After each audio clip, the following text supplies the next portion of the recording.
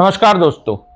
दिन 29 दिसंबर 1972 न्यूयॉर्क से एक जहाज उड़ता है मियामी फ्लोरिडा के लिए।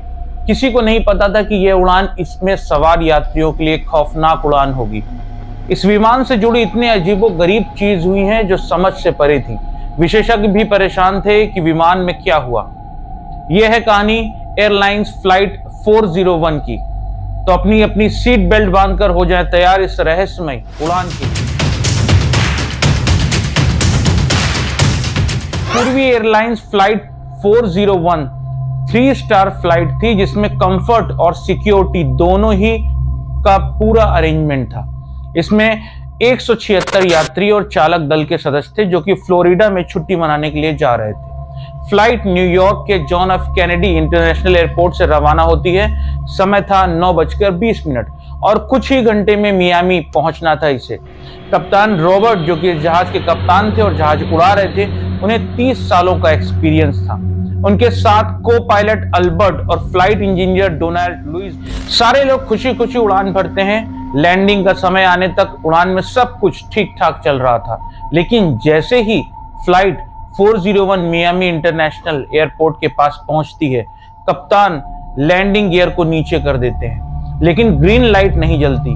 ग्रीन लाइट आपको यह बताती है कि सब कुछ ठीक ठाक है, आप लैंड कर सकते हैं या नहीं।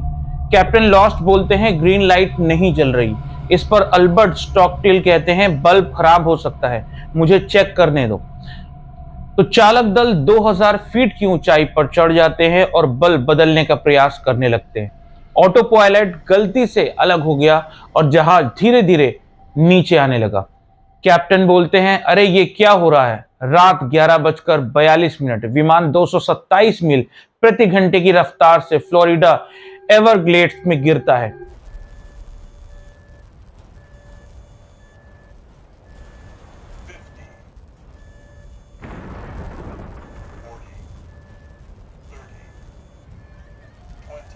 Brace. 10. Brace for impact.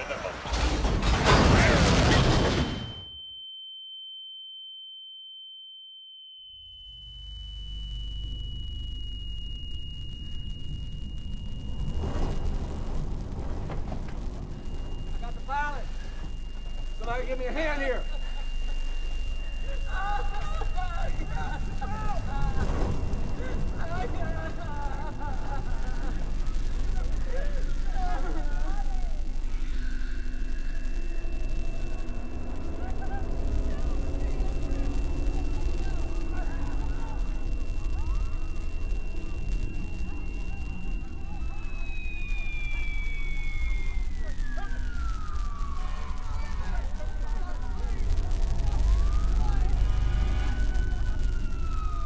ये दुर्घटना में 176 में से 101 लोगों ने अपनी जान गंवा दी। 75 लोग बच गए, जिसमें रेपो भी थे। इनकी बाद में मृत्यु हो गई। कैप्टन लॉफ्ट इस दुर्घटना में मारे गए। जांच की गई, जिसमें पता चला कि यह मानवीय भूल थी और तकनीकी विफलता इसका कारण बताया गया। चालक दल ने लाइट बदलने पर ध्यान केंद्रित कर दिया और विमान उड़ाने जैसी बुनियादी कार्य में चूक गए। परंतु ये कहानी में एक नया मोड़ आता है तब जब चालक दलों में से शामिल लोग और कुछ लोग जो वहां पर बच गए थे, उन्होंने एक अजीबोगरीब रिपोर्ट प्रसारित की और यह बात धीरे धीरे पूरी जगह में फैल गई। लोगों ने बताया कि फ्लाइट अटेंडेंट को एक परिचित चेहरा देखने की सूचना मिली। सदस्यों ने बताया कि एक व्यक्ति जो ईस्टर्न एयरलाइंस की वर्दी पहने था, वह उन्हें बार बार दिख रहा था। उन्हें विमान में गड़बड़ी होने की सूचना दे रहा था, परंतु जब दोबारा देखते थे तो वो व्यक्ति गायब हो जाता था। एक फ्लाइट अटेंडेंट का दावा है कि उन्होंने किसी भूत को कॉकपिट में देखा। I feel his presence. The ghost of Simone. बाद में ऐसा दावा किया गया कि अटलांटा से मियामी की कई दूसरी फ्लाइट्स जो कि उड़ रही थी, कैप्टन लॉस्ट को इन फ्लाइट्स में यात्री सीट पर बैठे देखा गया। हालांकि ईस्टर्न एयरलाइंस ने इसका विरोध किया और इन सारी घटनाओं को लोगों का वहम बताया। कुछ विशेषज्ञों का मानना था कि फ्लाइट 401 के कुछ पार्ट जो दूसरे विमान में लगाए गए थे, इन हिस्सों में बची ऊर्जा या ये कहें कि आत्माएं दूसरे विमान में दिखाई देने लगी। पूरे एयरलाइन में ये अफवाह इस हद तक फैल गई कि ईस्टर्न के प्रबंधक ने कर्मचारियों को चेतावनी दी कि अगर वे भूत की कहानियां फैलाते हुए पकड़े गए तो उन्हें बर्खास्त कर दिया जाएगा।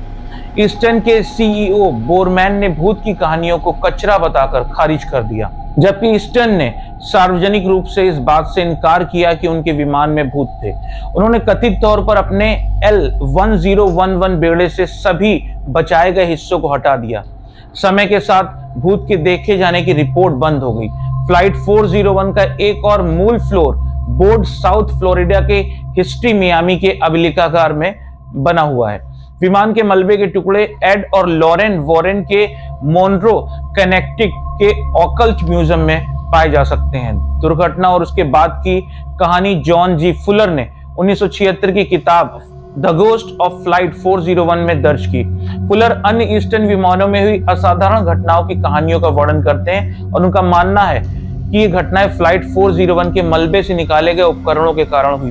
फुलर की पुस्तक पर आधारित एक टेलीविजन फिल्म जिसका शीर्षक द घोस्ट ऑफ फ्लाइट 401 था और जिसमें भूतों के दिखने पर जोर दिया गया था।